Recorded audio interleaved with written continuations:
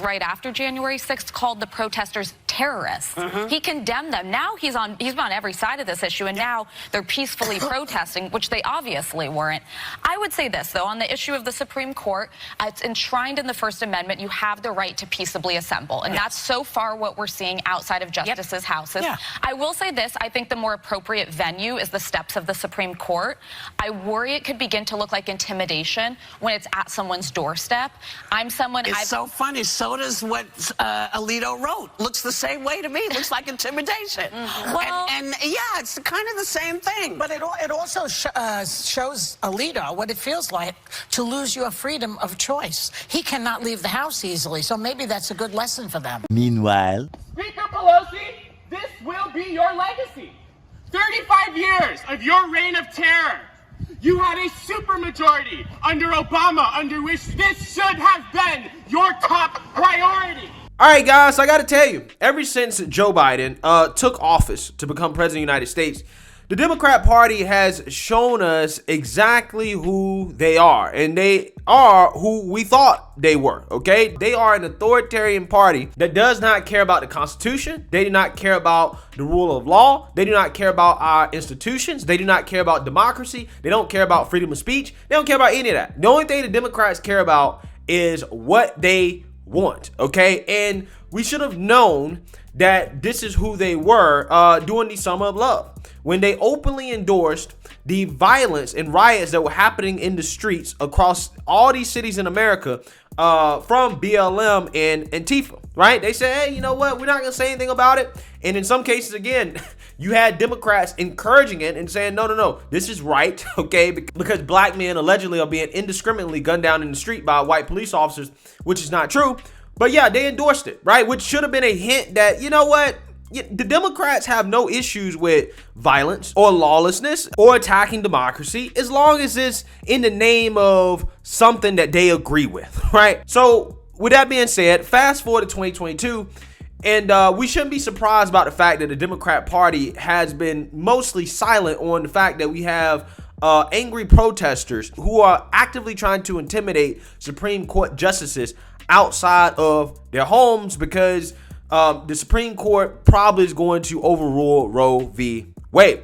However, it's gotten even worse, okay, than just being silent. The Democrat Party has actually made intimidation of judges an official position within their party, okay? That's right. They've actually said officially that the Democrat Party is for the intimidation of Supreme Court justice, okay?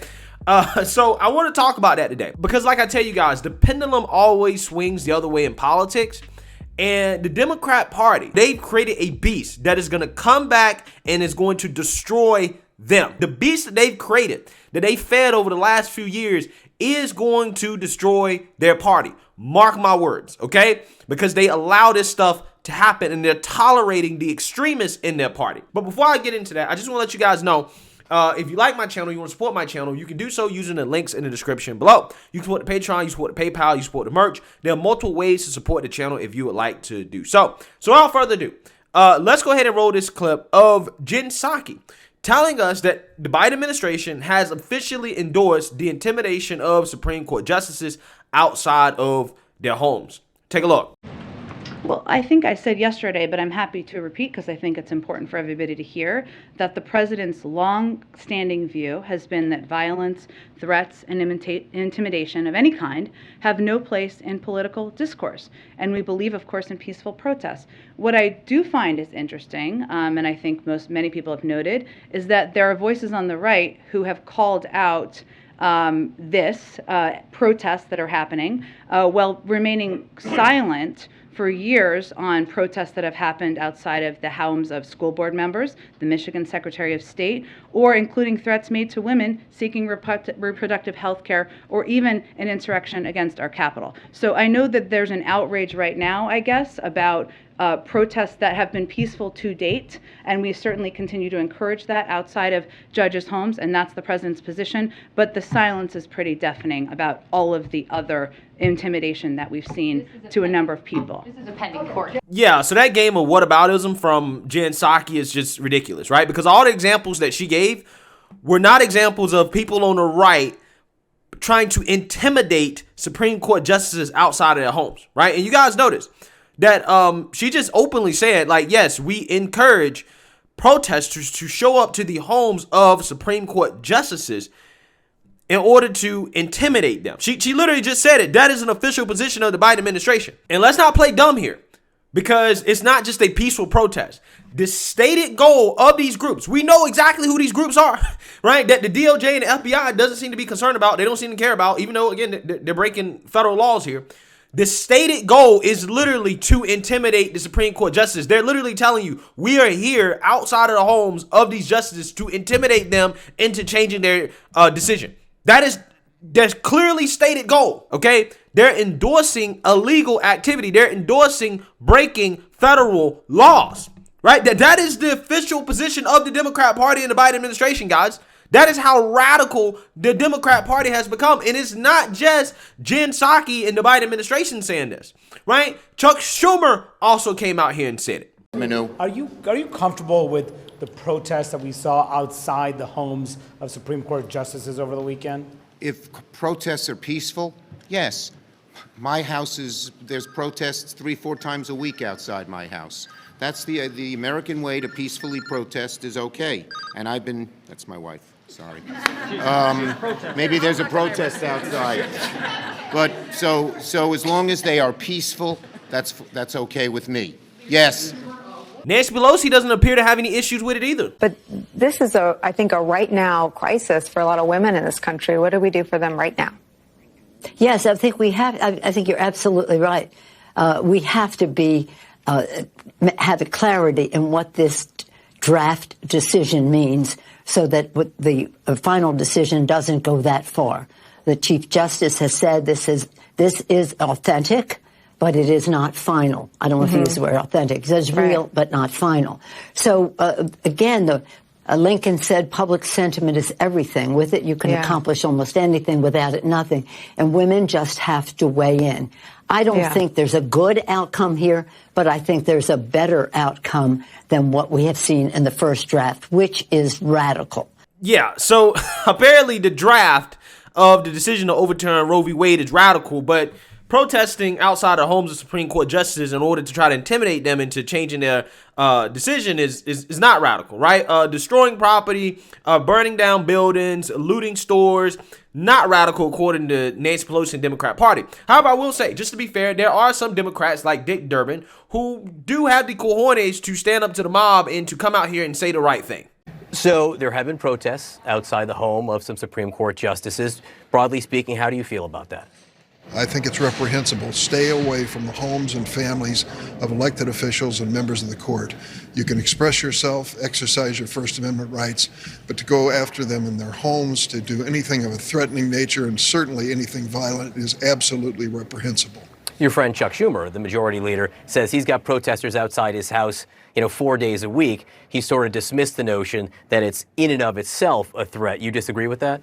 I think when it comes to the home of an elected official, that's over the line. It's happened to me. I think it's happened to most of us in an elected position.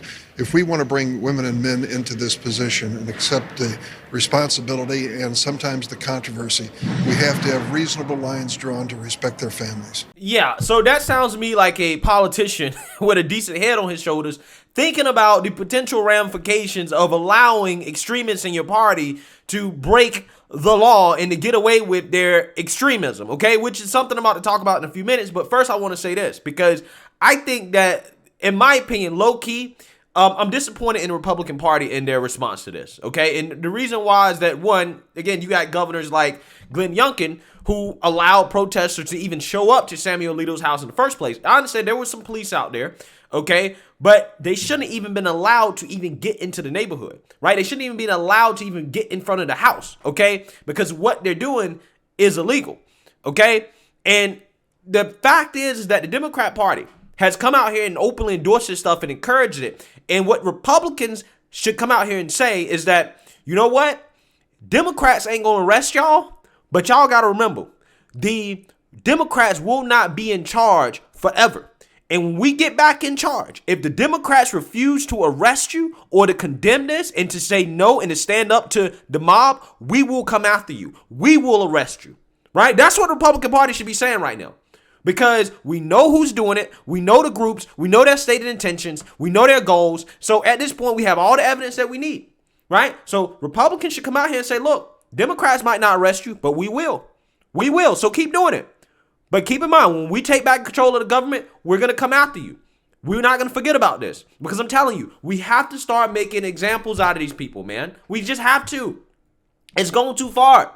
It's going too far. We fell off the cliff. It's not a slippery slope anymore. These people were allowed to break the law and to create violence, destruction in our cities for a whole summer.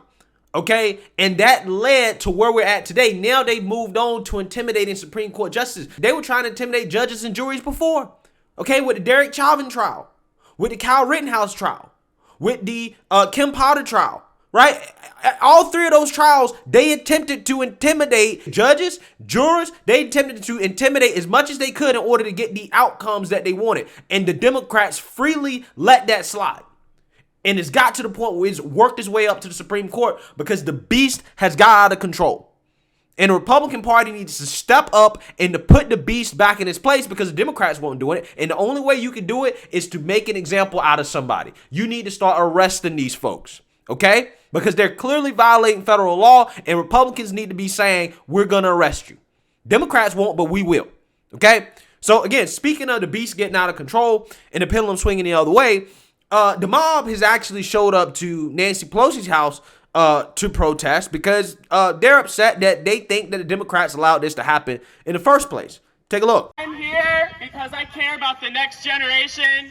I'm here because this is a blatant war on women and other uterus-bearing individuals. You know how you know that this is a war on women, non-binary, and other uterus-bearing individuals? Because if life begins at conception, why the hell doesn't child support? Woo. That's what I want to know. Speaker Pelosi, this will be your legacy. 35 years of your reign of terror. You had a supermajority under Obama, under which this should have been your top priority. Why did you keep this on the table? Because this is your most effective fundraising tool. That's why. That's why you kept this on the table. And what's always your response? Oh, the Republicans. Oh, the Republicans. Oh, the Republicans who control all three branches of government. No, you gotta vote harder. Oh, the Republicans. After you, Steny Hoyer, and Jim Clyburn traveled to Texas to endorse an anti-abortion incumbent over Jessica Cisneros. What's her name? Jessica Cisneros. What's her name? Jessica Cisneros. What else has Nancy Pelosi done? Oh, complicit in war crimes? Didn't prosecute.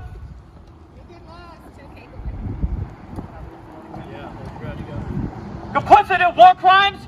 Didn't prosecute one person after 2004 for torture, waterboarding? And Nancy Pelosi has been part of this consistently over the years.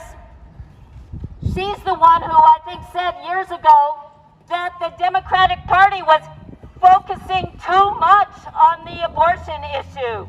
Boo! But she'll ask us to re-elect her.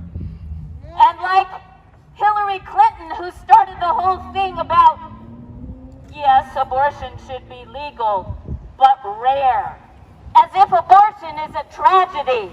Yeah, so that is real-time footage of the pendulum swinging the other way, right? The beast getting so out of control that they've showed up to Nancy Pelosi's house, the house that she's never at, right? That's her protest house, right? That's the house that she has that's publicly listed for people to show up to that, again, she's never at. But they've showed up there anyways, okay? But I'm just saying, the point is that the beast will get out of control and they will turn on the Democrat Party in some way, shape, or form, okay? Because they allowed them to get away with this stuff. They've endorsed these extreme tactics that their extremists in that party are using to try to get their way.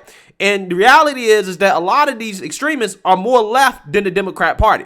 So when the Democrat Party fails to be as extreme as their extremists, the extremists are going to come for them, right? And that's what you're going to see happen, right? That's what you're going to see happen. That's part of the reason why they're going to get blown out in the midterms, is because the extremists in their party are not going to come out and vote for them, right?